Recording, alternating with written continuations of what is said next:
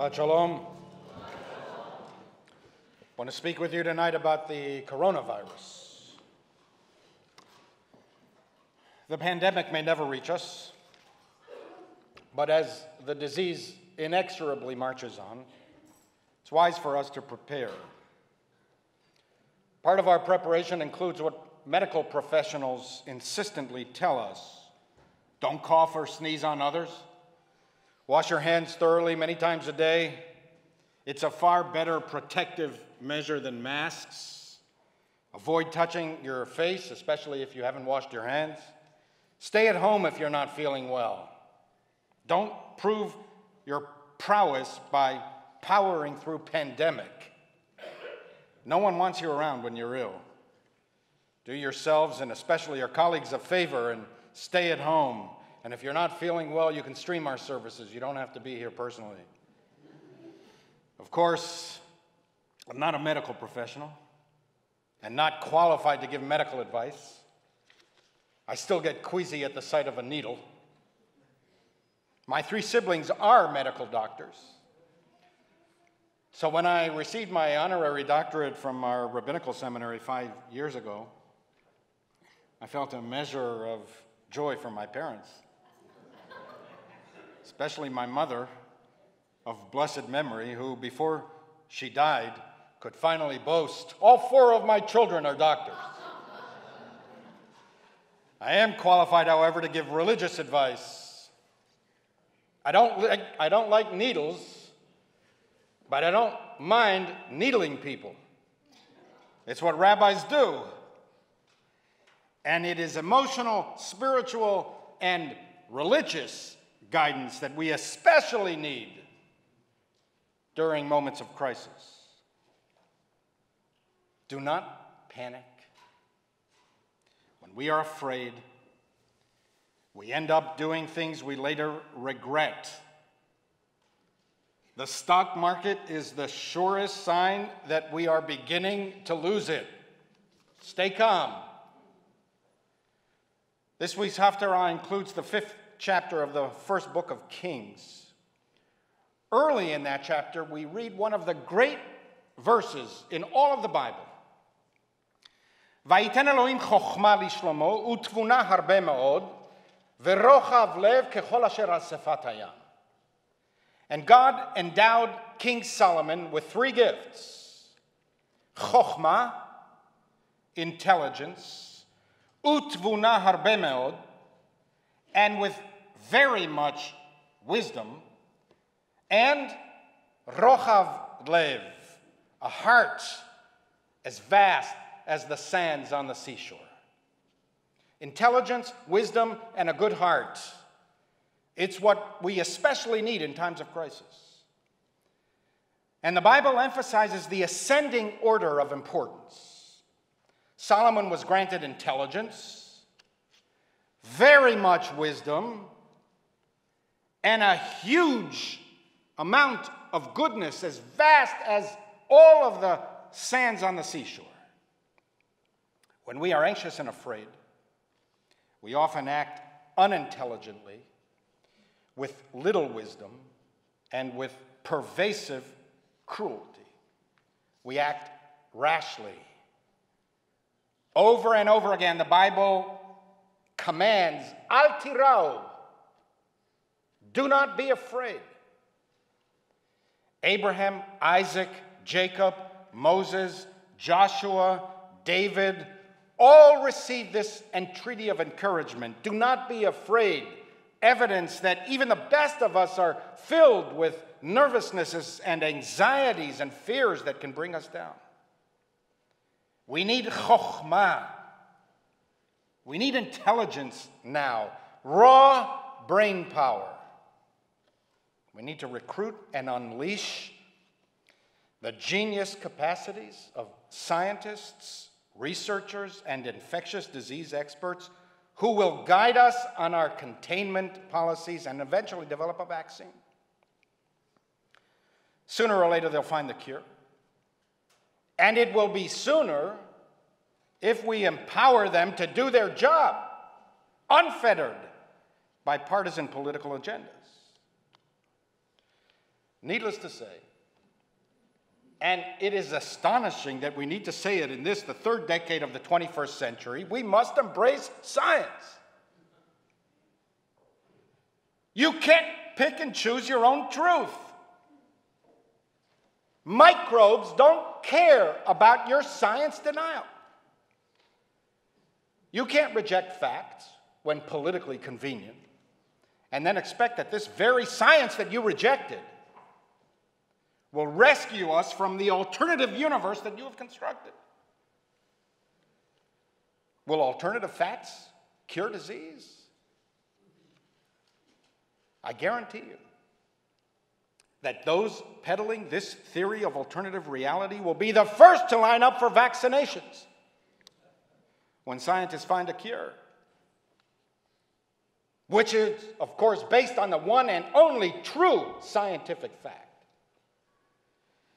For millennia, Jewish sages taught the importance of science, evidence, logic, reason, and the incontrovertible, factual, physical realities of the universe.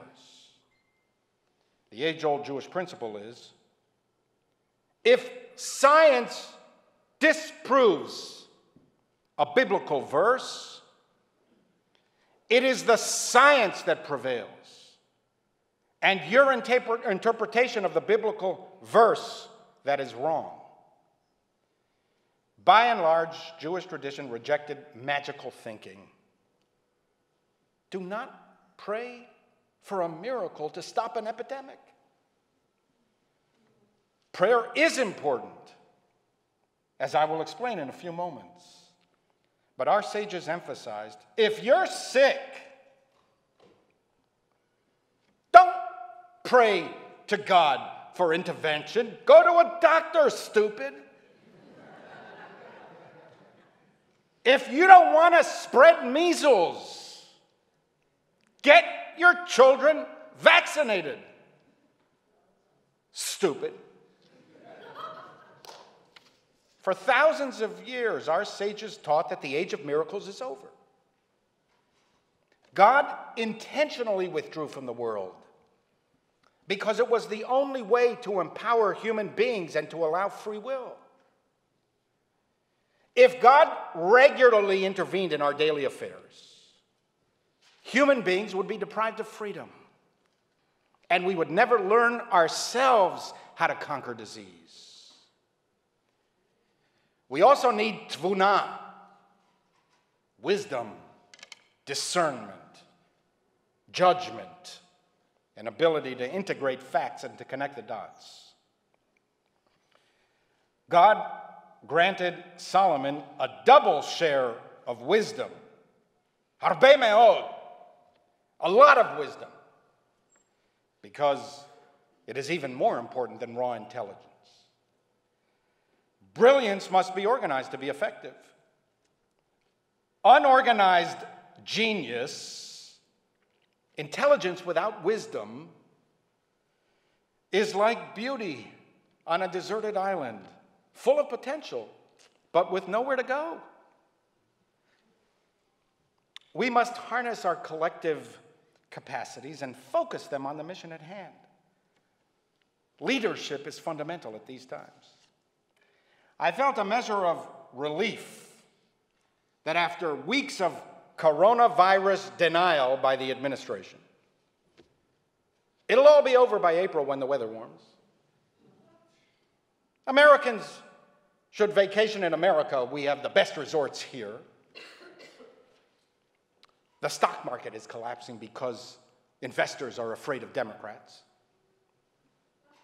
After weeks of this kind of denial, I feel a bit better that the government is finally made an effort to build a bureaucracy to meet the challenge, which, after all, is the prime responsibility of the government to protect the people.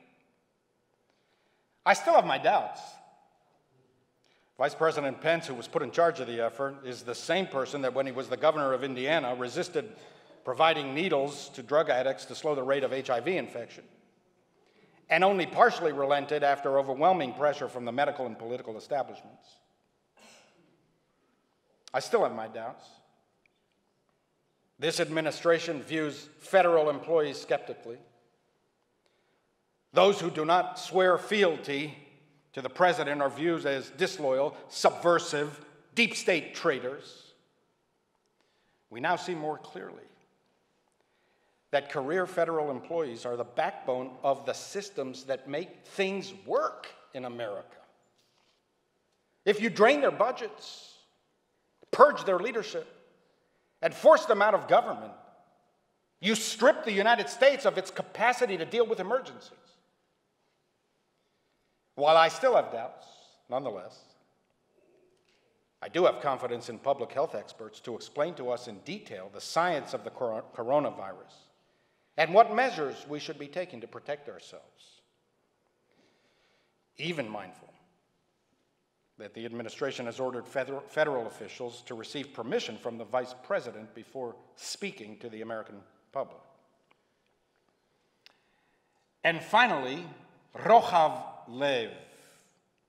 God gave Solomon not only intelligence and not only wisdom, but also a broad heart, a good heart, an understanding heart.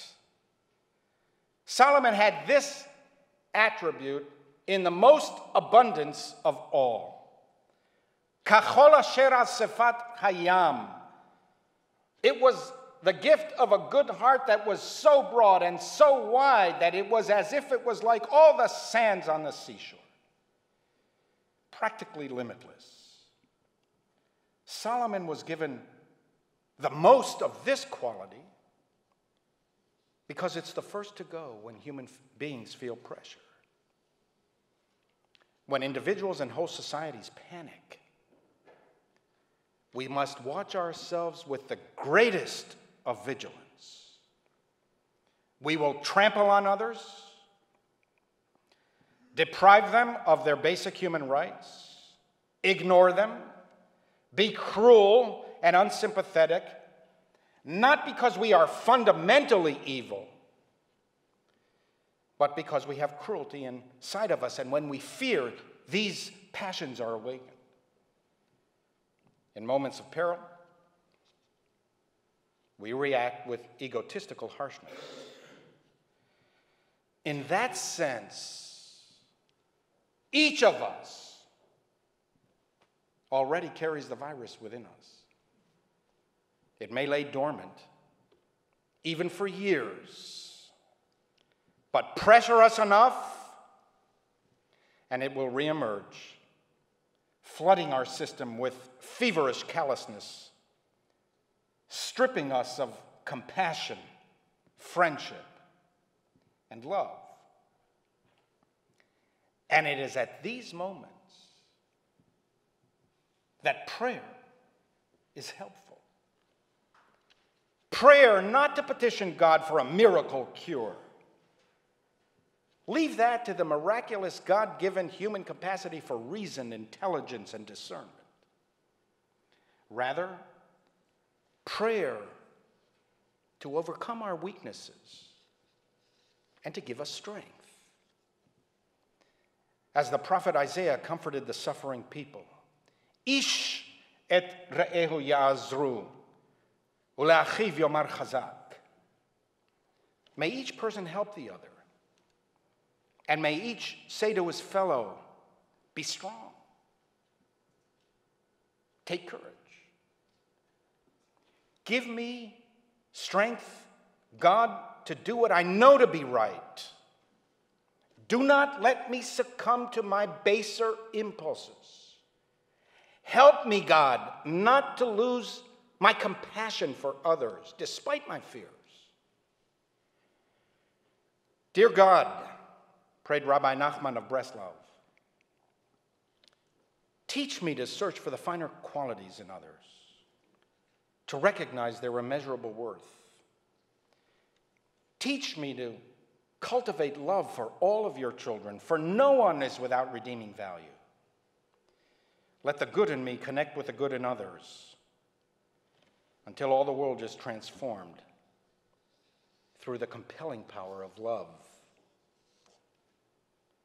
Remember, what is natural is the microbe. All the rest, morality, integrity, dignity, purity, mercy, these are human constructs and the products of human will, of a vigilance that must never falter. For this reason, Albert Camus wrote, "The only way of fighting a plague is by common decency." Until the physiological cure, take preventive measures to ensure not only your physical health, but your moral health as well. Watch yourselves during these times of stress. Remember that human beings are the only creatures capable of compassion and mercy. It is what distinguishes us from all of the rest of creation. Mercy is from God. The quality of mercy droppeth like gentle rain from heaven upon the place beneath. It is twice blessed. It blesseth him that gives and him that takes. It is enthroned in the hearts of kings. It is an attribute to God himself. And earthly power doth then show likest God's, when mercy seasons justice. In times of pandemic, all of us can be merciful healers. Of course, we must quarantine the sick to protect the rest. We already read of this in the Bible, when those who were perceived to be suffering from contagious skin ailments were removed from the camp until they were healed. But remember, even if we must quarantine the sick, when we are ill, it is the worst time to be alone. You know this from your own experience. When we are feverish, we are in most need of chicken soup for the soul. The warmth and isolation-fighting nourishment that come with basic human decency and compassion. Camus closed his masterpiece, The Plague, with these words. Good advice for all of us. What we learn in times of pestilence is that there are more things to admire in men than to despise. There is no final victory. What was done to defeat the plague would have to be done again. In the never-ending fight against terror and its relentless onslaughts by all who, while unable to be saints, but refusing to bow down to pestilences, strive their utmost to be healers.